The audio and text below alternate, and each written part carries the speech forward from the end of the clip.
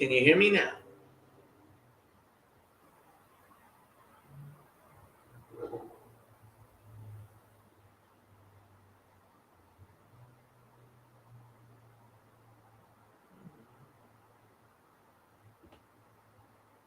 Hopefully you guys can hear me now.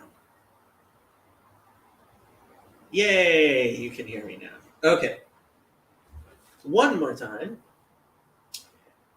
I am reading Jesus the Jew, a historian's reading of the Gospels by Geza Vermesh. Um, hmm.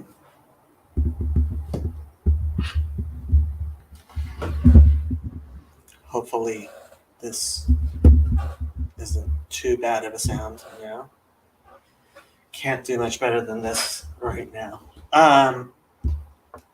So, and he pointed out something that I thought, no, actually, it's not a new mic. It's my nephew installed something that was supposed to make the sound better, and apparently it hasn't. So, I'm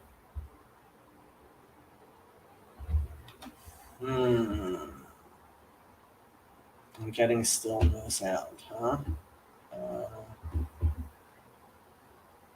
Let's see. Hello. Oh, yeah.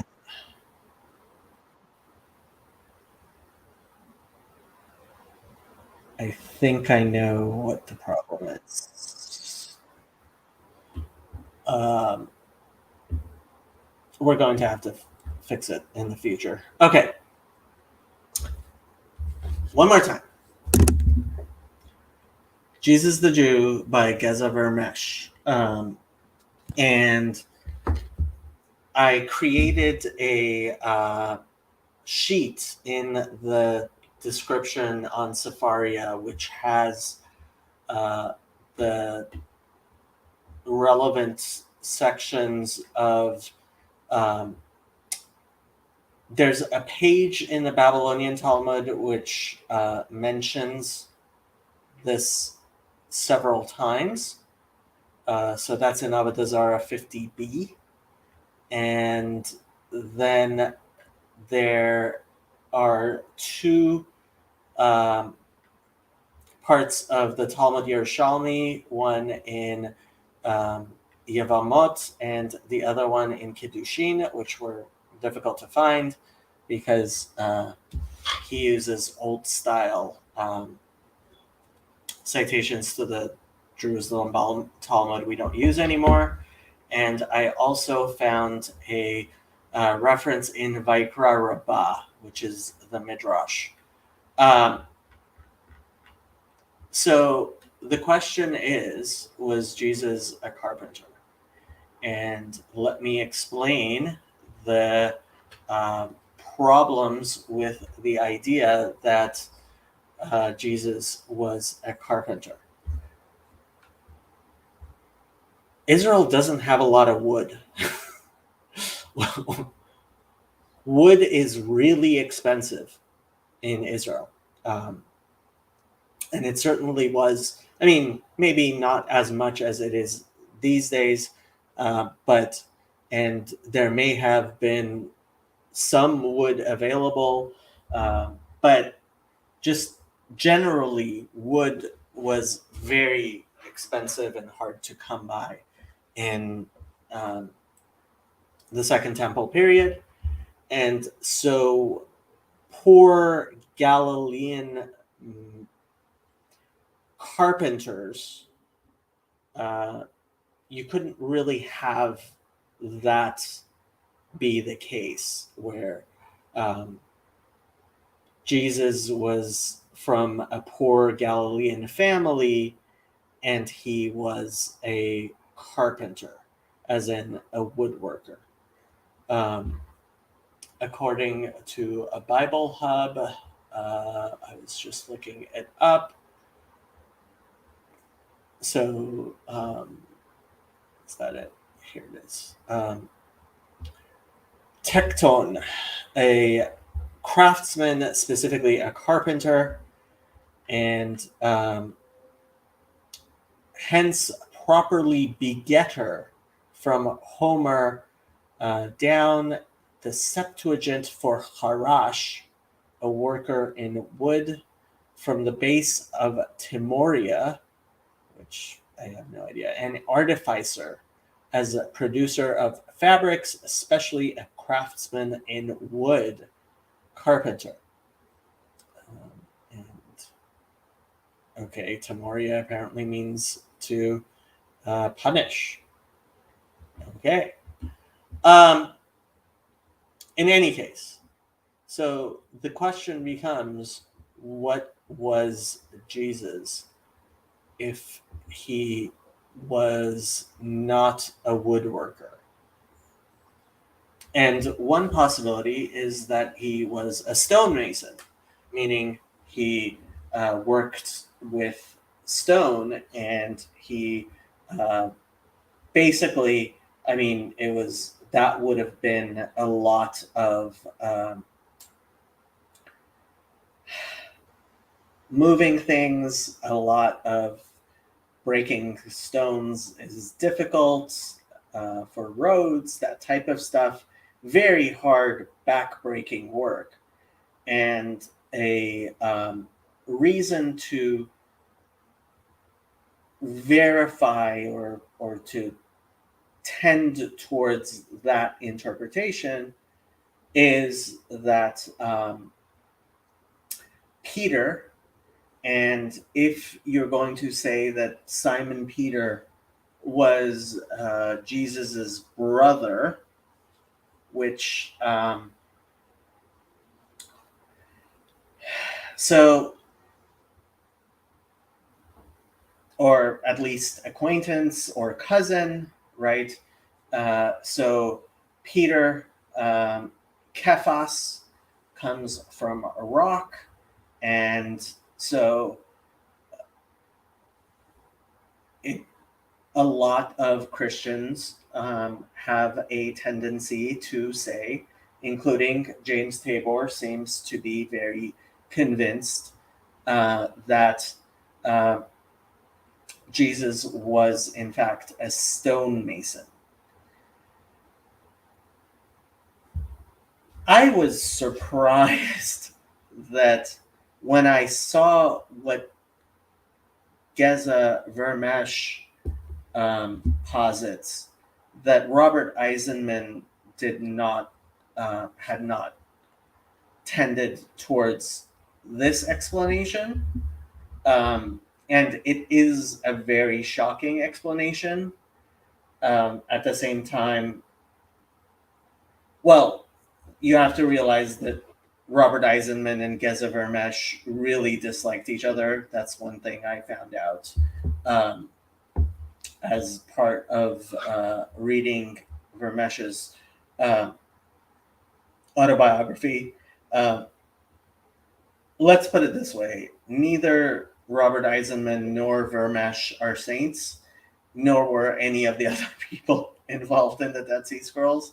I don't know about James Tabor. He might be a saint. Herschel Shanks, from what I've heard, not really a saint. Not a lot of saints involved in all around. Although Emmanuel Tove might be a very nice person. I don't know. But Strugnell certainly was not. Anyway,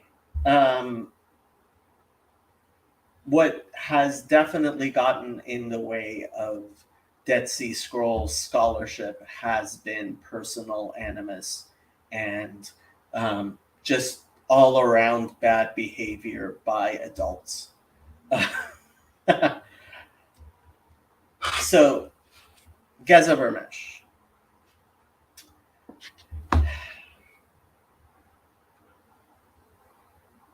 Let's take the general Christian understanding of the youth of the history, the Gospels of Jesus and his history, and put it aside for 1 second, and let's take a very different view, which would be completely heretical to Christianity,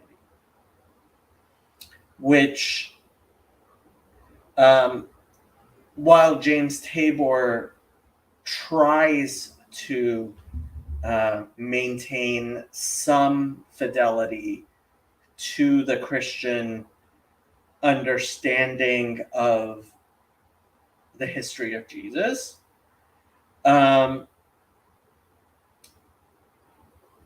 Eisenman Maccabee view, which I find far more convincing, and which Tabor's book, The Jesus Dynasty, introduces in a way that's far more palatable to Christians than I think anything I could actually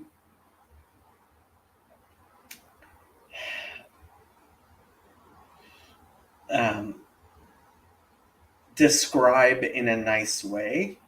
So if you want to see someone trying to do similar methodology to the historian methodology that Vermesh and even Tabor himself and Eisenman and Chaim Maccabee and probably even Bart Ehrman would fall into this camp of the historical Jesus, you're going to have to start from a very different point of view.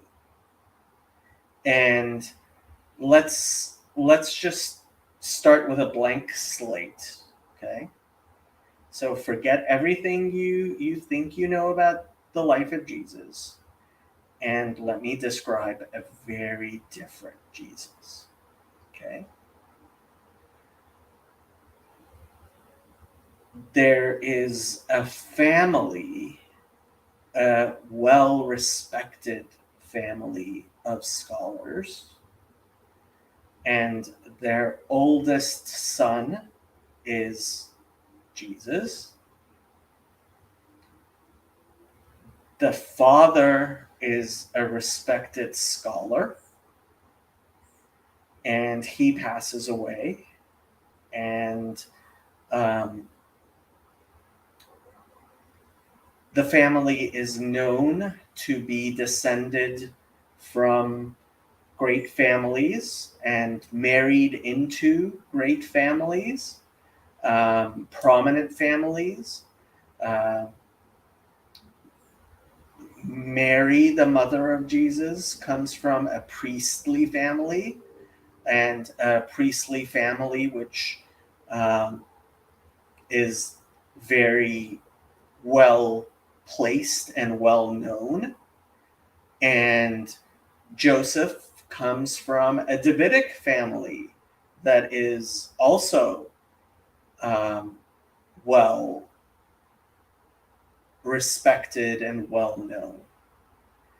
And so when Joseph dies, Mary marries his younger brother by Clophas, the name Clophas or Alphaeus, who and then has other children. And Jesus's cousin, John, who comes from the priestly side of the family, is an apocalyptic figure that is widely respected as possibly the priestly Messiah, And this Jesus, possibly his father Joseph, was a candidate for being the Davidic Messiah. And then after he died, his son, who similarly has a very prominent family, is also a a candidate to be the Messiah, and he is in fact um, become so popular that he is put to death by the Romans, and he is succeeded by his younger brother James, who similarly is a great Jewish scholar and from a prominent family, and possibly his brother James also is killed by the Romans or their um, confederates in um, this colony that is kind of rebellious of Rome, known as, at the time, either Israel or Palestine, Judea, whatever, you know, whichever tetrarchy it was. And James is killed, and um, a younger brother, Simon, possibly Simon Peter, is inherits the kingly, the dynastic um, um, role. And what happens is that somebody who is actually completely unknown to this group of disciples, this family of this famous leader, Jesus, um, has visions of Jesus, which he interprets in certain ways. And despite the fact that he was a persecutor of um, this very prominent Jewish family, um, he, in a sense, switches sides in that he believes that he's actually the true representative of this figure, Jesus. And he, this would be Paul, and he starts creating a rival, mostly Gentile. Um, I I don't mean this in a derogatory way, but cult of Jesus, a follow a the followers of Jesus who are not affiliated with this very prominent family, uh, James and Simon and Jude and Mary and Clopas and Joseph. And what happens is that while there is the original students of Jesus who were Jewish, and they have their own texts and stories and um, their own gospel. Paul starts spreading his gospel, and then after Paul, his disciples start writing the actual gospels, right? Matthew, Mark being the first one, Matthew, Mark, Luke, and John eventually, right? And Acts. And these Greek compositions, which follow very much the teachings of Paul, which were at odds with the teachings of the original disciples and the family of Jesus, who until the year 70 were in fact prominent in Jerusalem and among the Jews.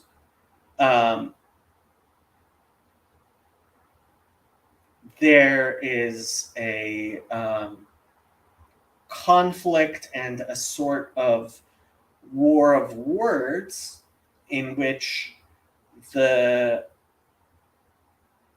Greek Gentile understanding of Jesus and his apostles increasingly marginalizes and edits out Jesus's family, the importance of his mother, the importance of his brothers, of his father. In fact, start saying that he was born of a virgin and he didn't have any father. So his father would be irrelevant. And certainly his brothers, cousins, or, but like no dynasty of any sort, right? And so they take these stories of Jesus, especially as they've been translated into the Greek, and shape a completely different lore out of the life of Jesus than what we have from James and the Hebrew and Aramaic, right? And this is what I have started calling the crayon, right? So James Tabor puts it a lot more nicely than I put it, which is that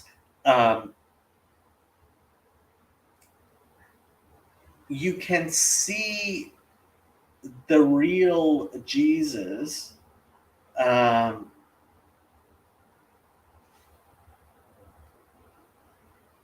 through the Gospels, similarly to how if you were seeing a river and there would be like shiny stones on the bottom of the river, you might be able to see them shining, right? That's how he puts it. The way I put it is it's like if you take a masterpiece, a great oil painting, and some child draws over it with a bunch of crayon, and you start seeing the actual painting behind the crayon. So these are two different ways of looking at the Gospels, right? You can take the Christian understanding, which is these are attempts at accurately portraying and teaching the gospel of Jesus by various disciples, which record a history which we can try to understand. Or you can apply a hermeneutics of suspicion and start reading through the Gospels and even Acts and trying to see behind what I would call the crayon. Okay? Now, if you're taking the first view, then Tecton is a skilled worker, and he could have been a stonemason, And that's how you can understand it within the historical frame. So why the quotes from the Talmud and the Midrash, the Talmuds and the Midrash? Both from the same, with the same source material. Well, the second one would does try to treat the Gospels and Acts and the letters of Paul and the Christian corpus the same, with equal weight as any other writings we have from the time, right? So in the first one, you make certain presumptions that the Christian writings are true to the original, and that they are to be preferred, whereas in the second view, you would treat all documents we have from the same time with equal suspicion, and you would use many of the hermeneutic principles that critical scholars do. So, for example, they would say that if there's what's called the criterion of embarrassment. So they would say that if something is being described, which is there's an attempt to describe away something that's embarrassing, for example, the crucifixion of Jesus, even the historical method would say, oh yeah, the Gospels must have that right. Jesus must have been crucified. Why? Because if you were going to create if you were going to just make things up, you wouldn't include the crucifixion, right?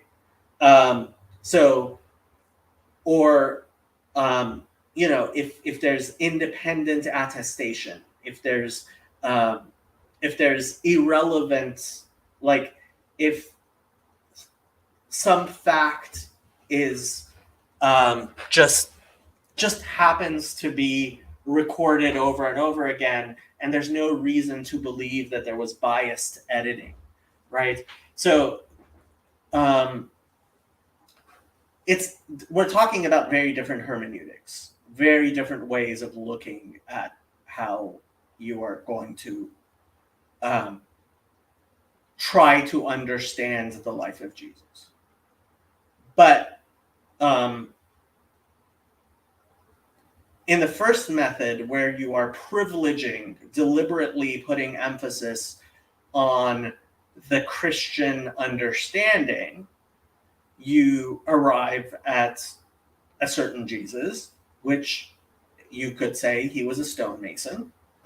You probably wouldn't say he was a carpenter there either. But if you're taking the second view, well,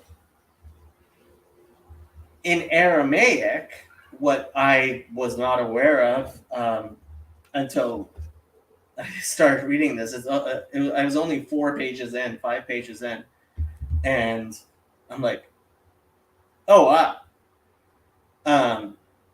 So his contention is that tekton is a translation from the Aramaic into Greek of nagar. And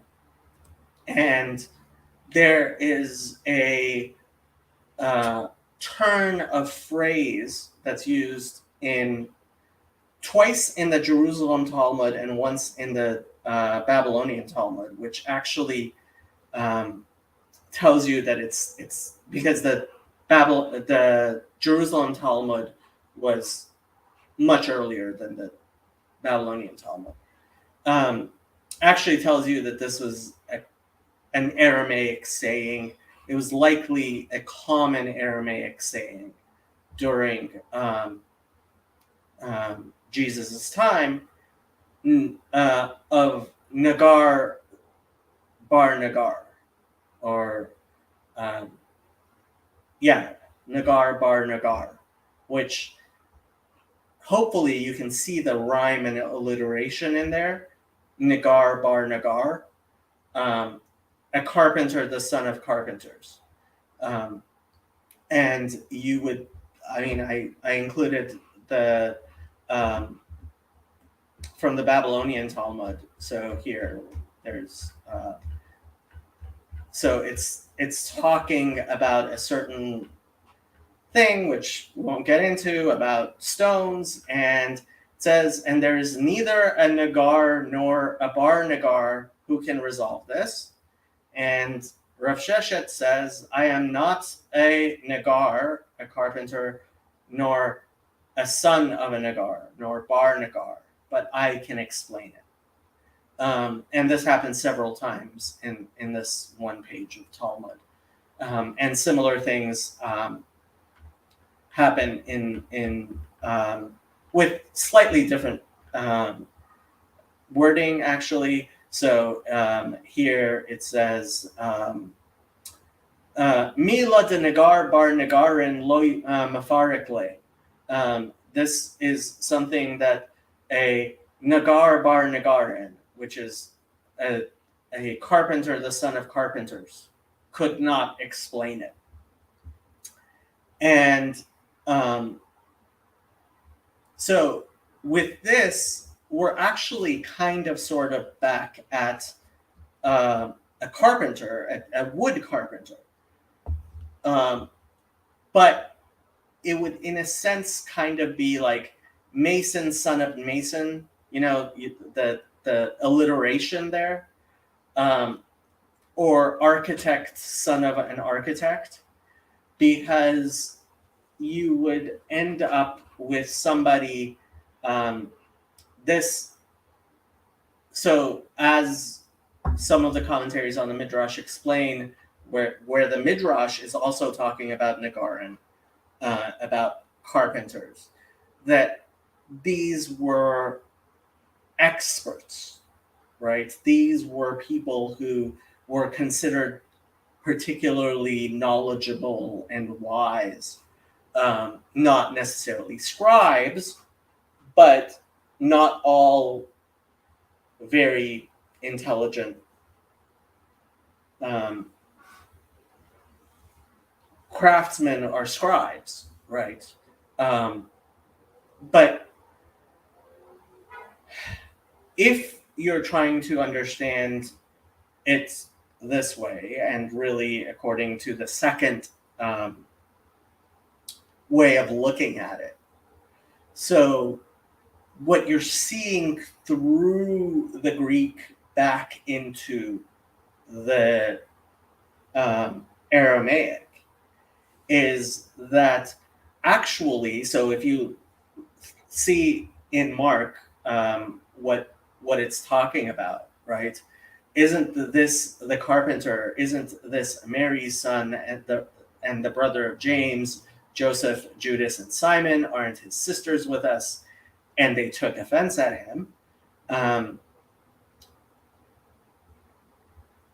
It's actually the opposite. It flips what they were originally saying in the original understanding before it was translated to the Greek and modified. Is, oh, isn't this someone who comes from a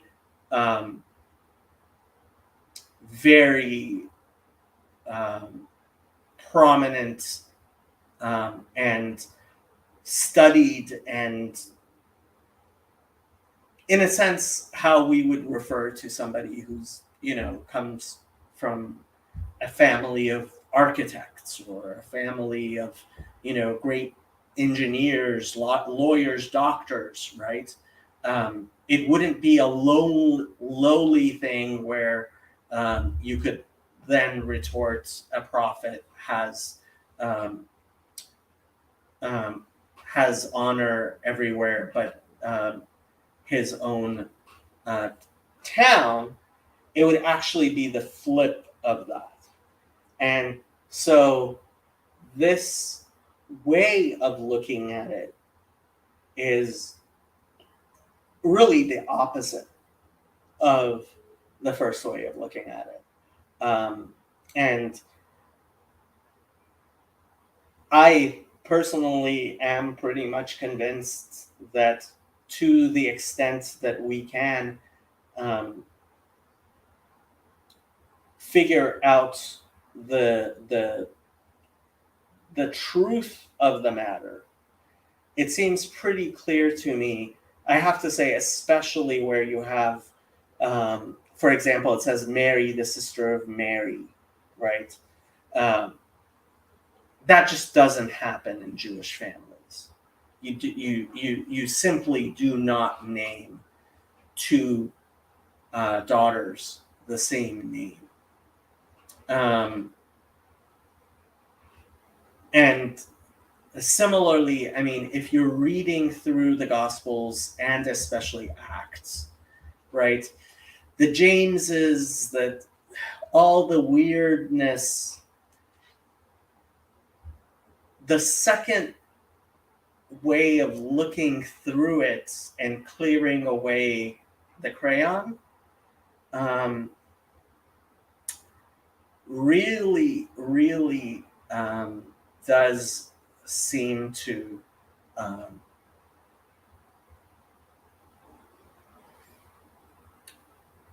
clarify things in ways that I personally find very convincing, especially when you do things like find out, oh, like Nagar bar Nagar, right? It's a saying, right? Isn't this the carpenter's son? Um, yeah, um, and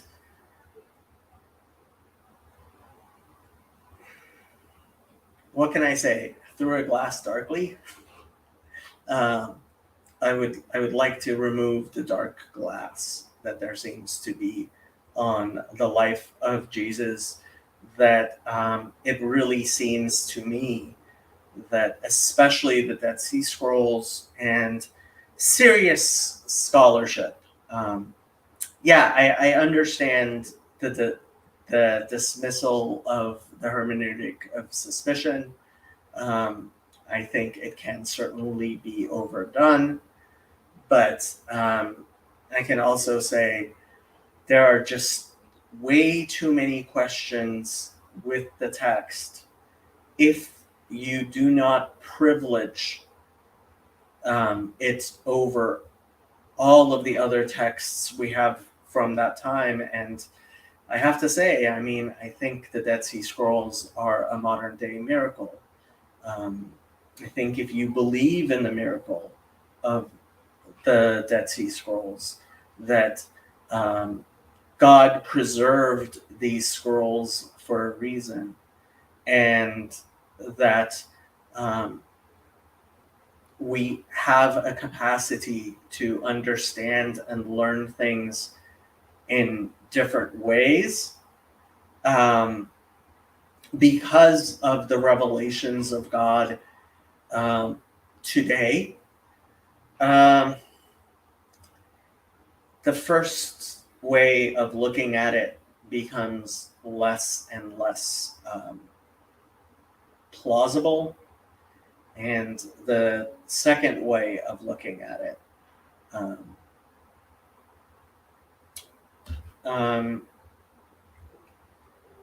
probably Vermesh. Geza Vermesh has written. Oy vey. Okay.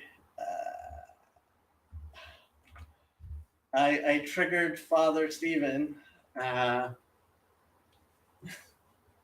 I have to say, Father Stephen, though, our book club is starting in 5 minutes, and they're going to be very, very upset at me if I interrupt it.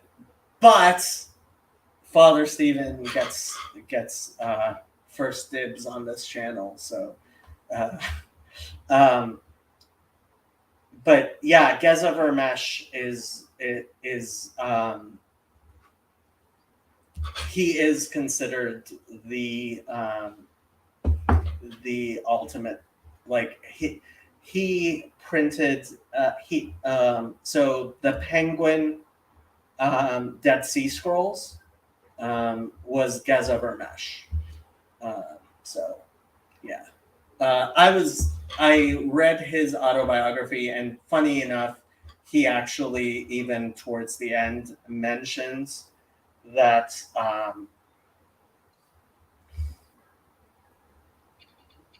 hello, Father Steve. So I probably only need 5 minutes. Okay, it's all yours. Because I have a story I want to tell you. Okay. During the Bronze Age collapse, yes, the Egyptians, weakened by famine in the Philistines, yes, had a small group of Asiatic slaves escape.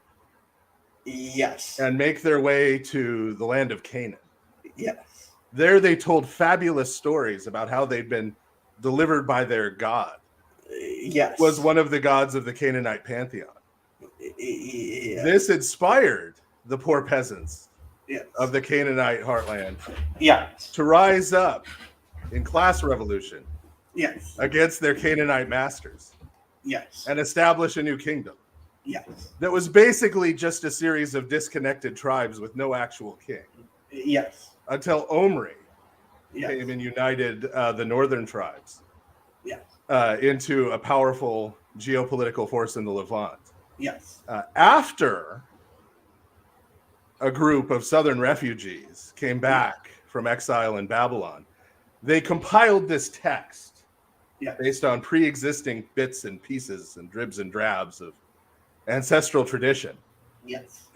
Which told of this great fabricated history of this new people. But there are places, if you read it closely, yes. where you can see through the seams and the cracks and the crayon drawing yes. and see the actual history yes. of this people.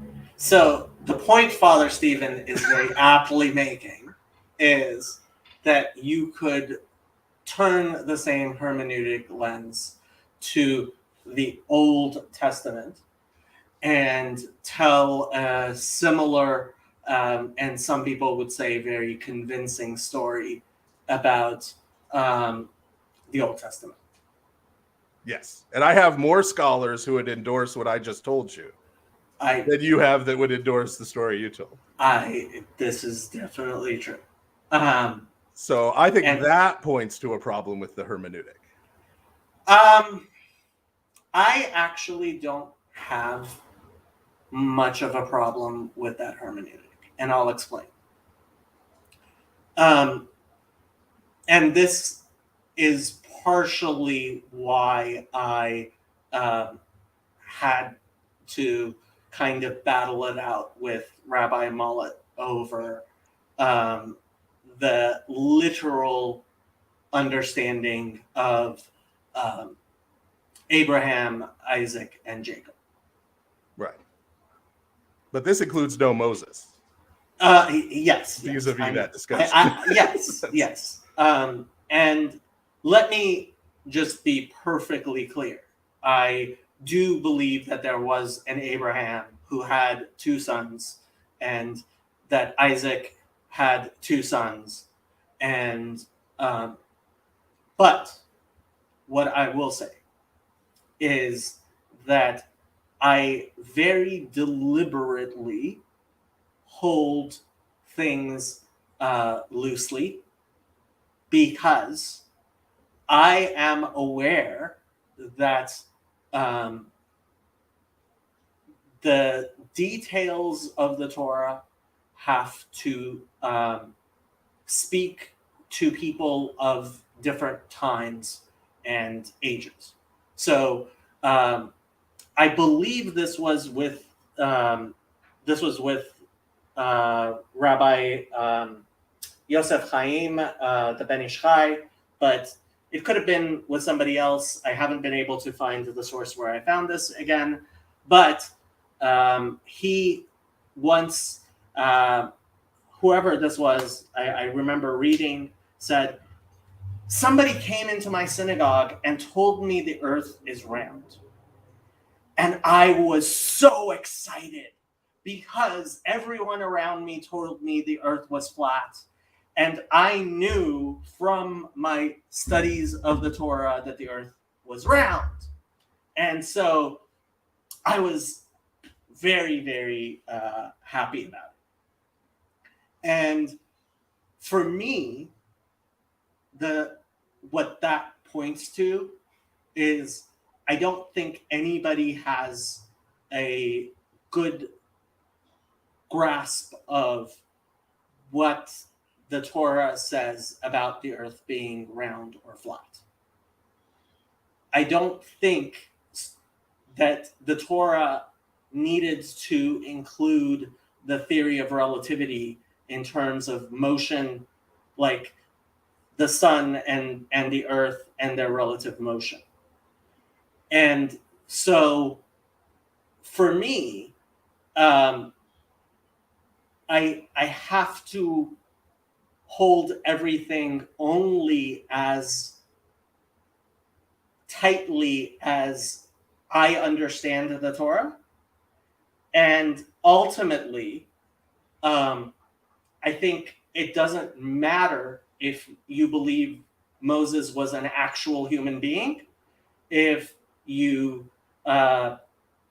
keep kosher, say your prayers on time, keep all of the mitzvot.